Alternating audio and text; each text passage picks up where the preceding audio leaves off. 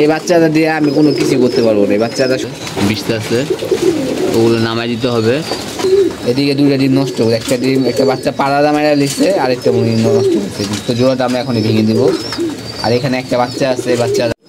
আসসালামু আলাইকুম, সবাই কেমন আছেন? আমি মিতুল বিজন পেট থেকে বলতেছি। আল্লাহর অশেষ রহমত, আপনার দুয়া ভালো আছি।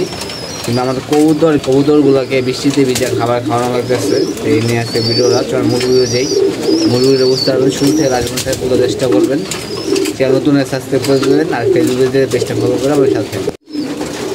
দেখেন বৃষ্টি পড়তেছে, তিনটা কবুতর উপরে আছে, বৃষ্টি আছে, ওগুলো নামাই দিতে হবে।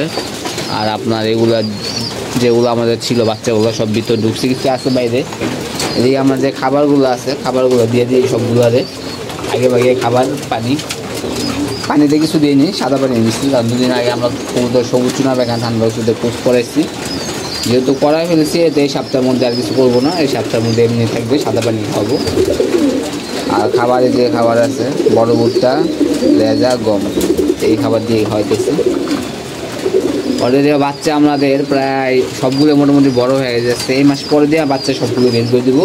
শুধু গুলা কবুতর থাকবে, এছাড়া যত কবুতর আছে কোনো কবুতর থাকবে না, সব লক ভেঙে দেবো। কারণ এখন কবুতর জোড়া দিলে আসলে কবুতরের বাচ্চা হয় না।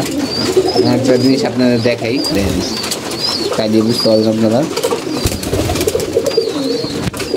এই যে একটা বাচ্চা দেখতে পাচ্ছেন আপনারা, দেখেন পাটায় কোন দিকে আছে বুঝছেন।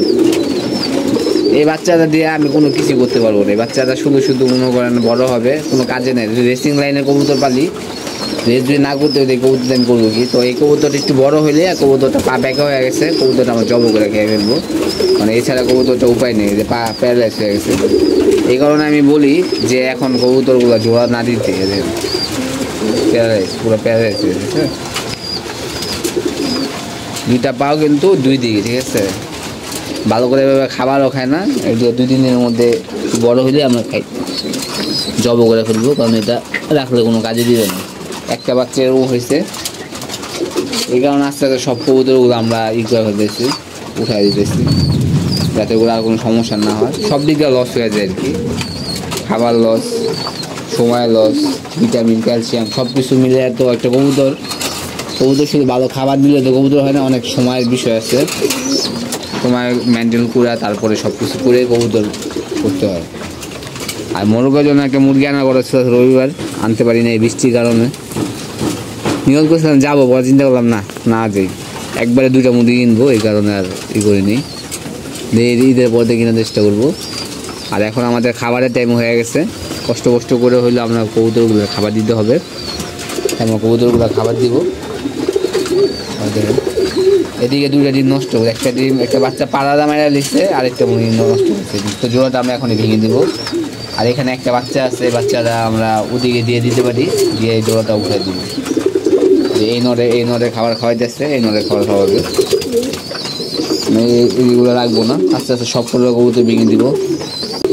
কবুতর জোড়া দেওয়ার একটা বেস্ট টাইম আছে, ইনশাল্লাহ আমরা যখন কবুতর জোড়া দিব ইনশাল্লাহ আপনাদের জানাবো। ওই টাইমে আপনাদের কবুতর ধরতে হয় না, ছুটি হয় না, জাস্ট খাবার পানি দিয়ে রাখলে হয়। ওই টাইমে আমি কবুতর দেখানোর চেষ্টা করবো। আমাদের কবুতর দেখতে পাচ্ছেন খাবার কীভাবে খাইতেছে। এই জোড়া উঠবে, এই জোড়া উঠাই দিব, ওখানে দিয়ে দিব।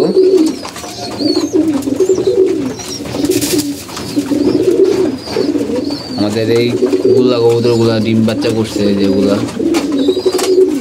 তারপরে যে এই নটটা খুব ভালো বাচ্চা খাওয়ায়, দেখতেছে খুব ভালো বাচ্চা খাওয়ায়। এবং এটা ভালো খাওয়া হয়। এই দুটাই কিন্তু ছাড়াছাড়ি করা। এটা 41 কিলো থেকে আসা আছে, এটা 20 কিলোতে আসা আছে। এটা বাবা বাচ্চা থাকতো তাহলে এটা আমি লাস্ট পর্যন্ত পাল্লা দিতাম। বাবা বাচ্চা নেই, এই কারণে মাছকে দিচ্ছি। আর এটা হলো পাক একটু সমস্যা আছে, এই কারণে রাতকে বিড়া বানিয়ে দিচ্ছে আর কি। সব কবুতর আসলে রোডে নিলে একদম লফটে কিছু থাকে না, তো এই কারণে কিছু কবুতর আছে বিড়া হিসেবে রাখতে হয়। এই ছিল আমাদের ভিডিওটা, যত সম্ভব দেখানোর চেষ্টা করি। সে ভালো থাকবেন, সুস্থ থাকবেন, কবুতর প্রতি যত্ন নেবেন। ইনশাআল্লাহ আপনি স্কুল দেখা হবে। আল্লাহ হাফেজ, সে ভালো থাকবেন।